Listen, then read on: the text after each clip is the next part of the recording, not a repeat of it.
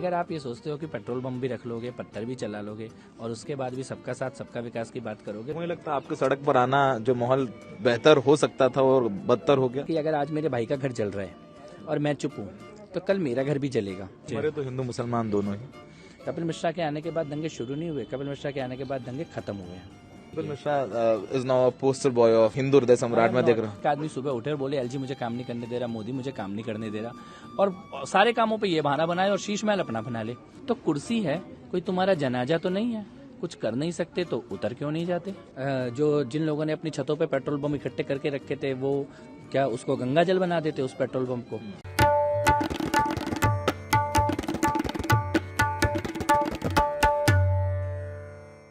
तो बहुत दिन बाद आज हम कपिल मिश्रा जी के साथ में हैं। कपिल मिश्रा चुनाव लड़ रहे हैं दिल्ली विधानसभा का करावल नगर सीट से। करावल नगर सीट के बारे में बात करेंगे। यहाँ बीजेपी का स्ट्रांग होल्ड रहा है। कपिल मिश्रा ही यहाँ से चुनाव जीते थे 2015 में, लेकिन आम आदमी पार्टी के टिकट पर। फिर वो बीजेपी आ गए। अब बीजेपी यहाँ से जीती हुई थी, मोहन बेस्ट उनको उधर शिफ्ट कर दिया गया, काफी कुछ हुआ, लेकिन कपिल मिश्रा अंत में यहाँ से चुनाव लड़ रहे हैं। कपिल जी, कैसा चल रहा है चुनाव प्रचार आपका? अच्छा चुनाव चल रहा है, जनता का अच्छा रिस्पांस है। भारतीय जनता पार्टी के पक्ष में एक वेव है, पूरी दिल्ली में ही एक वेव है और करावल नगर में एक थोड़ा एनर्जी लेवल और हाई है। एनर्जी पिछली बार आप आम बीजेपी के टिकट से मॉडल टाउन से चुनाव लड़े और नहीं जीत पाए, तो फिर मॉडल टाउन से लड़ते यहाँ क्यों भेजा पार्टी ने? आप लड़ना चाहते थे। पार्टी रणनीति बनाती है। पार्टी इस बार मुस्तफाबाद भी जीतना चाहती है और करावल नगर भी जीतना चाहती है, तो उन्होंने एक अनुभवी व्यक्ति को, जो कि मुस्तफाबाद से पहले भी 3 बार चुने जा चुके हैं उसी क्षेत्र से, उनको मुस्तफाबाद लड़ने का जिम्मेदारी दी गई और मेरे को करावल नगर लड़ने की जिम्मेदारी दी गई। पिछली बार मैं यहाँ से सिटिंग एमएलए था, तब उनको ये पार्टी को ये लगा था कि बिष्ट जी यहाँ पे जीत सकते हैं और मॉडल टाउन में मेरे को जाने का आदेश दिया गया। तो संगठन का जो आदेश होता है उसको संगठन में माना ही जाता है। तो इस बार ये रणनीति का हिस्सा है कि हम दोनों सीटें जीते। हम अब तक एक सीट तो जीत ही रहे थे पर मुस्तफाबाद नहीं जीत पा रहे थे, तो इसी प्लान के तहत बिष्ट जी को मुस्तफाबाद की जिम्मेदारी दी गई है और मेरे को करावल नगर की जिम्मेदारी दी गई है। हम यहाँ लोगों से बात कर रहे थे, आपकी कॉन्स्टिट्यूएंसी में बात की काफी। कपिल मिश्रा के बारे में लोगों का ना न्यूट्रल ओपिनियन नहीं है। या तो कपिल मिश्रा से बहुत प्यार है, कपिल मिश्रा हिंदू हृदय सम्राट है, हिंदुओं की बात करता है, तो कपिल मिश्रा अच्छा नहीं है। कपिल मिश्रा डिविसिव पॉलिटिक्स करता है, विभाजनकारी पॉलिटिक्स करता है। न्यूट्रल नहीं है लोग आपके बारे में, या तो बहुत प्यार है या तो बिल्कुल नहीं है।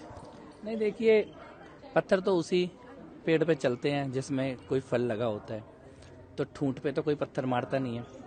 और जो लोग प्यार करते हैं उनके प्यार को नमन, और जो गाली देते हैं उनके गाली को 2 बार नमन। लेकिन जो एक रास्ता होता है का अपनी जुबान बंद कर लें, अपनी रीढ़ है ये भूल जाएं और स्टैंड लेना छोड़ दें, तो फिर राजनीति में है ही क्यों? मुझको लगता है और जो भी व्यक्ति किसी भी विषय पर कोई स्टैंड लेके खड़ा होगा तो लोग या तो उसके पक्ष में होंगे या विपक्ष में होंगे।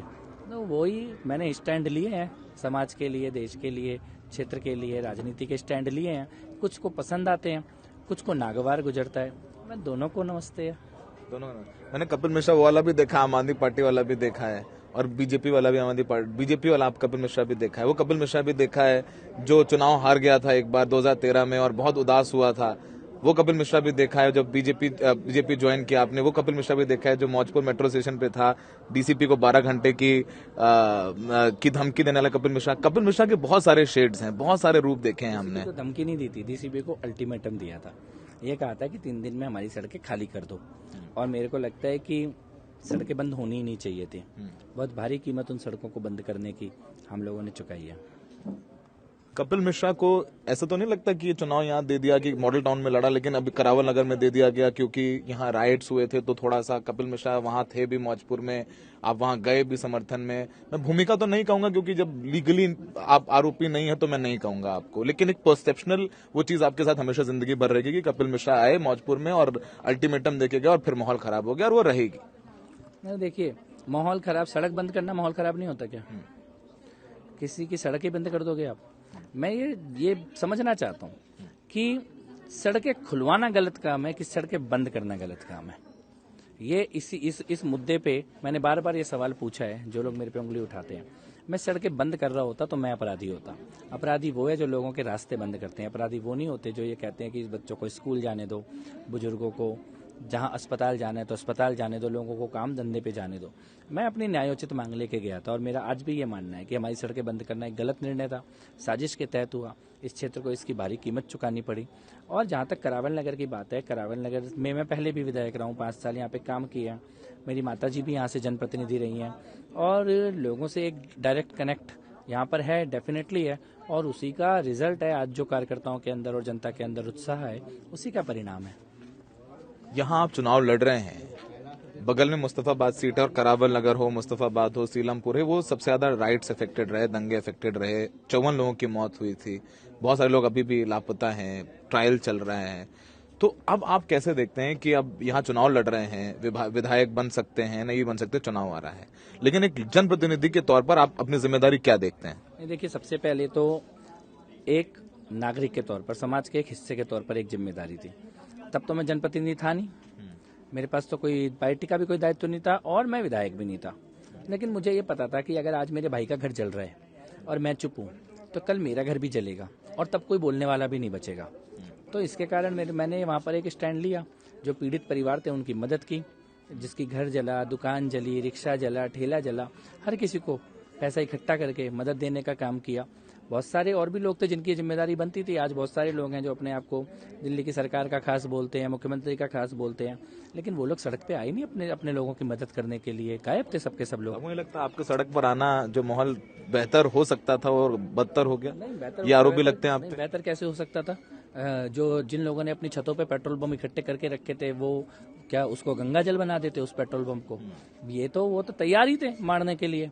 वो इस चीज के लिए तैयार नहीं थे कि दंगे रोकने के लिए भी कोई आएगा।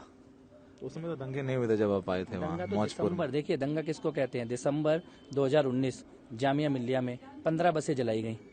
अमानतुल्लाह खान के नेतृत्व में जो भीड़ निकली, वो दंगा नहीं था? तो उसके बाद सीमापुरी में एसीपी राजवीर के ऊपर दिसंबर 16 दिसंबर 17 दिसंबर की बात मैं कर रहा हूँ, एसीपी राजवीर को पत्थरों से मारा गया और उसके 70 दिन वो अस्पताल में रहे एसीपी राजवीर। वो दंगा नहीं था? उसके बाद तो ये दंगा, चांदबाग के अंदर जो सड़कें बंद कर दी गई, जाफराबाद के अंदर सड़कें बंद कर दी गई, वो दंगा नहीं था? कपिल मिश्रा के आने के बाद दंगे शुरू नहीं हुए, कपिल मिश्रा के आने के बाद दंगे खत्म हुए हैं।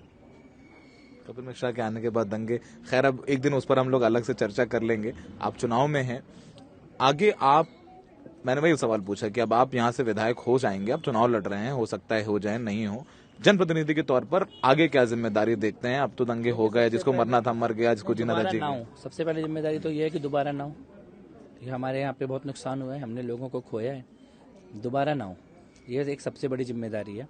और ये सुनिश्चित करना कि ऐसे ऐसे तत्व जिन्होंने अंकित शर्मा जैसे लोगों को मारा, दिलबर नेगी भाई को मारा, हमारे ऐसे तत्व राजनीति के माध्यम से या बैकडोर की राजनीति के माध्यम से, ताहिर हुसैन जैसे लोग या ताहिर हुसैन को बचाने वाले लोग, वो हमारे क्षेत्र में उनका कोई स्थान ना बचे। मरे तो हिंदू मुसलमान दोनों ही।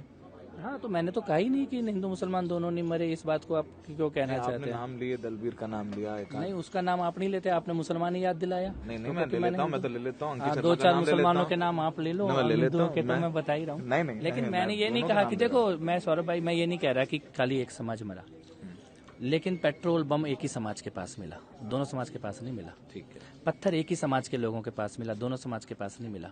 सड़क बंद एक ही समाज के लोगों ने की, दोनों समाज के लोगों ने नहीं की।